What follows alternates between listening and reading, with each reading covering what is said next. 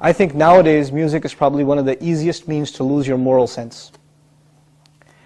Music is audio pornography today.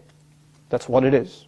It's explicit, it's shameless, it's vulgar, it takes your sense of humanity away from you, it makes you look at women as objects, worse than animals. Just as, and these people are talking about women like they're talking about, an animal, really.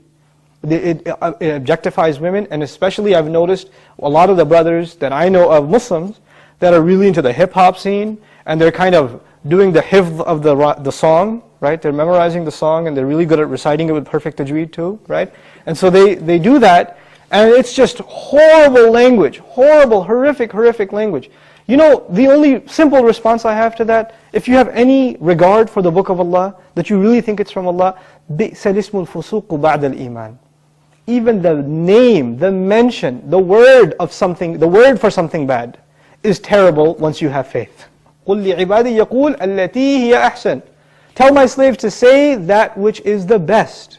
So this is the first thing. When you say horrible things, and you say things that are in direct contradiction to the moral gauge Allah gifted us with, then obviously you're deviating from your natural fitrah, your predisposition to turn to Allah. And when you constantly listen to garbage like that, then you get deviated. And you don't find pleasure except in disobedience to Allah, and that's a sign of a sick heart. So one has to distance themselves from this. This is the first step. And I'll tell you, it's my personal analysis, you don't have to take it. But if a person finds listening to the Qur'an annoying, after they've been listening to hip-hop and this and that for a long time, and as soon as somebody puts the Qur'an on in the car, you know what to say? Oh man, turn that off, man, I don't want to, I just want to talk. And they immediately, they get a little annoyed when they hear the Qur'an. That actually means the shayateen have taken over. And they're constantly making waswasa to this person. Because what do the shayateen hate the most? They hate the Qur'an. Because this person has let the shayateen, the devils, into his heart, they start pinching at his heart when he hears Qur'an, and he says, I don't want to hear this.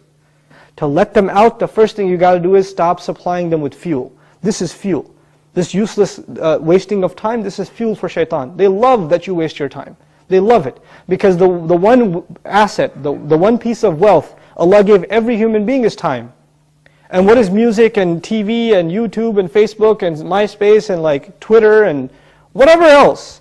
If you're spending hours and hours and hours on this stuff, what is it except destroying your time? It's taking that one asset away from you. Shaitan would love nothing more. May Allah subhanahu wa ta'ala give you the strength to get away from these temptations. My advice that I keep going over, I can't get enough of giving this advice, find better friends. Find company that is not into these things and try to spend more time with them, and inshallah you'll wean yourself off of these habits. Bi-idhnillah.